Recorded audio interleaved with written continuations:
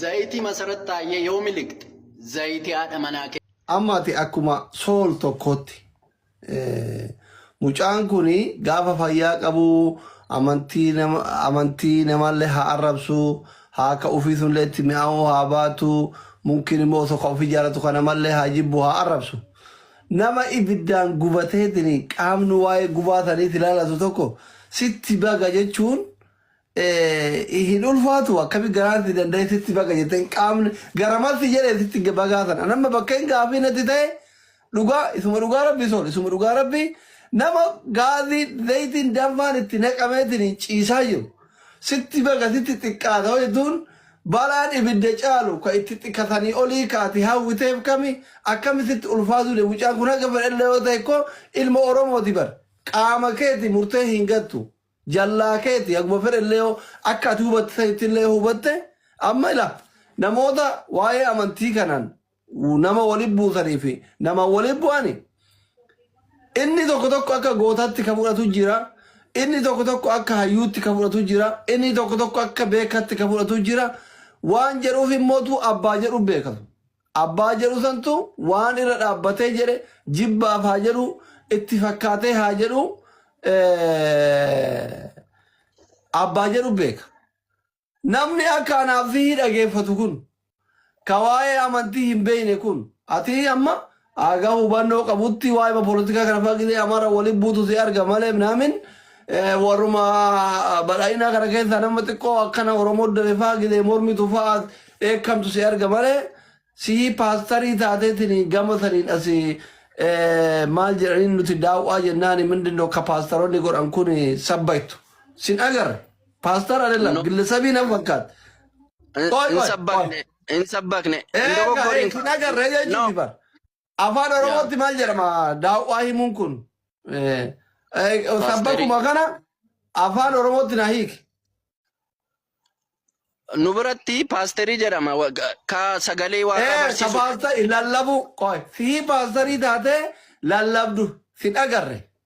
si lallabu sin agarre immoo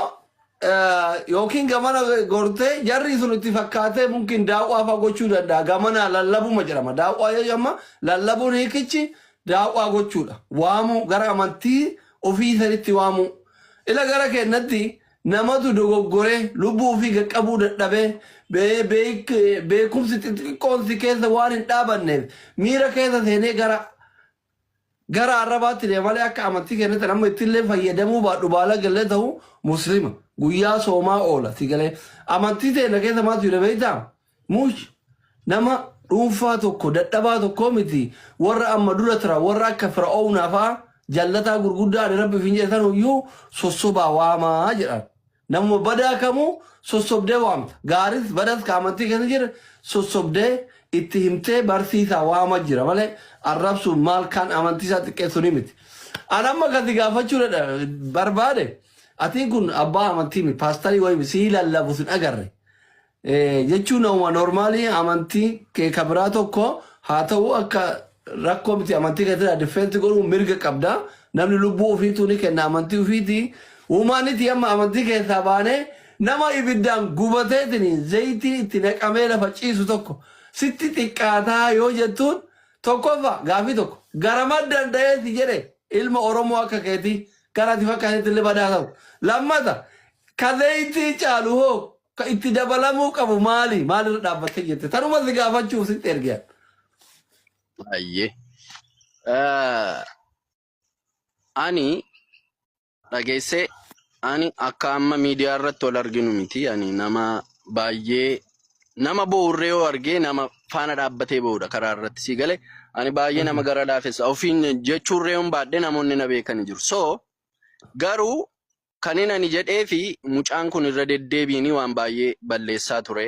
waan baay'ee jechaa ture yenna sanarree viidiyoo irratti dalagaa tureera yoo argiteetta ta'e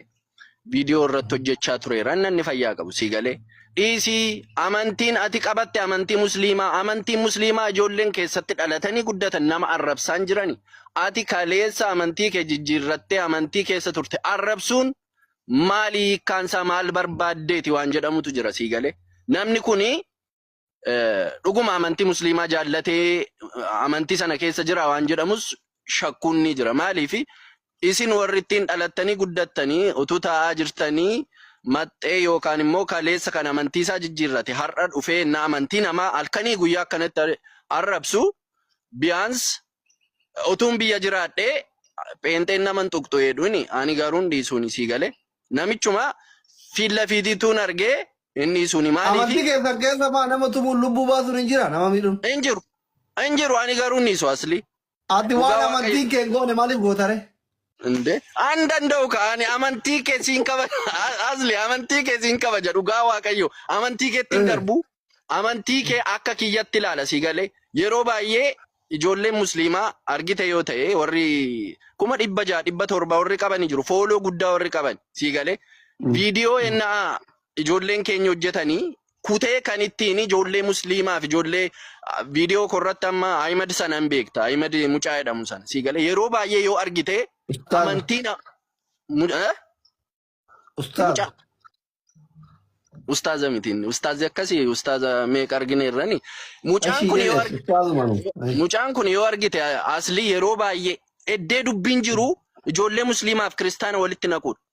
viidiyoo waraabbata akkas jettee soolan fooloo saammoo meelaali guyyaatti 30-40 dabala guyyaan inni irratti hojjetu jechuudha sii galee nama akkasiitu ijoollee musliimaaf kiristaana walitti buusa malee ani bar oromummaa kiyya lubbuu kiyya olin jaalladha sii galee amantii ko booriftaanis jijjiirrachuu nan danda'a ijoollee musliimaa durba musliimaa on jaalladhe yoo isheen jaalala sanaan namoote jijjiirrachuu nan danda'a amantii abbaa fi jijjiirrata sii galee garuu yeroo hundumaa nama amantii namaa arrabsu nama amantii namaa xiqqeessu yenna waan harkasaa argatu immoo isseen jedhee issee jechuun ko xinnoo ijoollee mufachiiseera ani garuu har'as boorus ijoollee musliimaa faana lolan qabu ijoollee musliimaa nan kabaja amantii kiyya nan kabaja amantii isaanii nan kabaja sii galee garuu akkamiin dandeessee akkas jette soolanii akka ilma oromoo tokkotti ettee na gaafatte nan laale dhiiseedhe viidiyoo 3-4 irratti hojjedheera ati musliima taate abdi ijoolleen musliimaa callisanii taa'anii amantii isaanii fi oromummaa isaanii kabajanii taa'aa jiru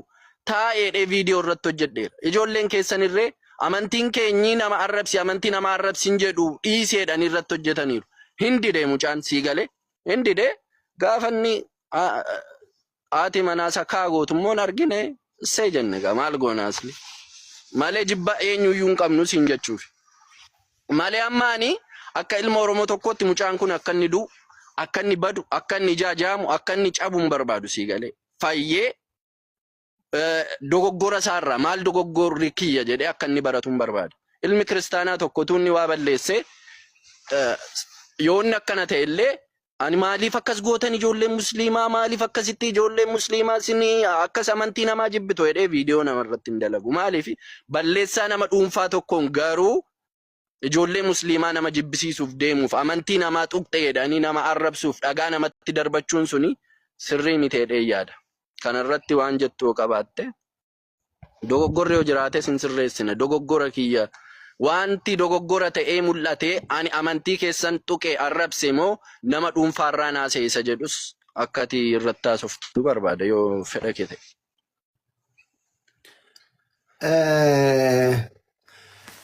Ani akkuma dura jedhe irraasii ka'a dhimma amantii abbootuma amantiitti dhiif si galee ani illee sheekii miti ati illee paastarii miti si galee miti. Ijoollee maasuma miidiyaa kanarraa uumanutti fakkaate haasofnu waa'ee amantii akka kiyyatti abbootuma amantiitti dhiifna si galee quraana fi maxaafa wal amantiisaan jirru waan ta'eef garuu anama akkanatti fakkaatutti viidiyoo sanirratti jechoota fayyadamte keessatti an ka qalbii anuu qalbii sitti cabe viidiyoo kana deebee dhageeffadhee soolan akkana jedhee sitti xiqqaataa san akka hubannoo kiyyaatitti zayitii masarat jalaa yoo baate zayitii jaartii keetii jalaan baasu sitti xiqqaataa sun hin balleessite dhugaa rabbi hin balleessite ilma oromoo foon kee dhiiga kee ka alagaa waliin gaallaa nuun jettu maadaagasgaaritti isin galchina nuun jettu si galee amantii dhugaadha amantii kee tuquu danda'a atis boru tuquu mala atis tuquu baattu obboloonni kee hin jiran amma warra garee shaadaa jedhanii warra garee maalii jedhanii jiran amma asirraa warra akka wannoo fa'a ijoollee yoo argite ta'e anaa walitti hedduun dhiyaannu mucaa manu biraa gara keessan dhufe jira kalkanii guyyaa ijoollee musliimaatti wal arrabsu tokko awwalee jira waajiin fa'a jiranii asirraa warri wal jala qabee kitaaban fa'a wal amansiifne jedhee achillee as arrabsu asirlee wal arrabsu jira bar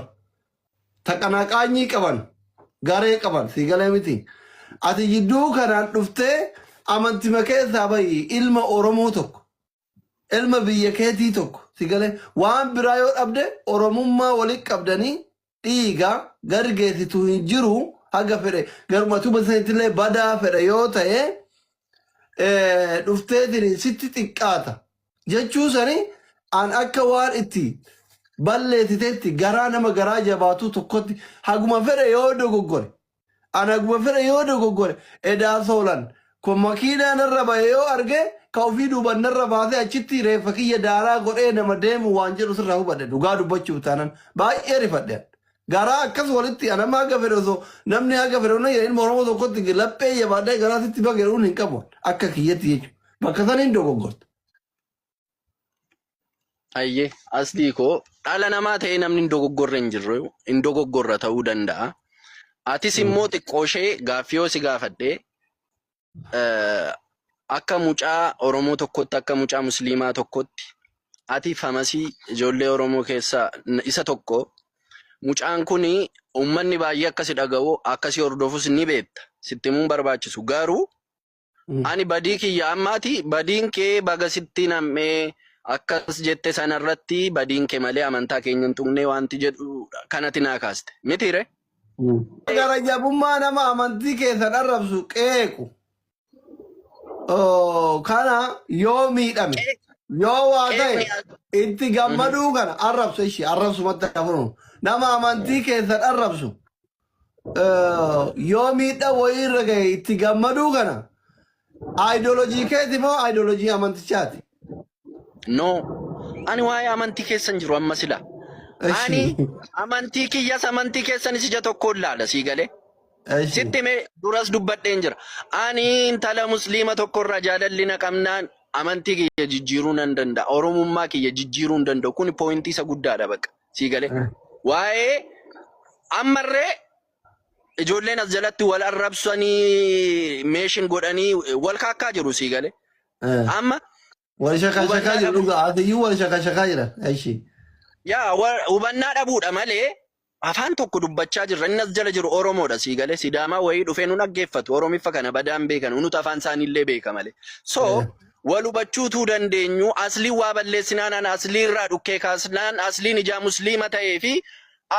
musliima jibbita jedhama taanaan it is not fair. Kuni feerii miti dhugaa rabbii sii galee ani yoomiyyuu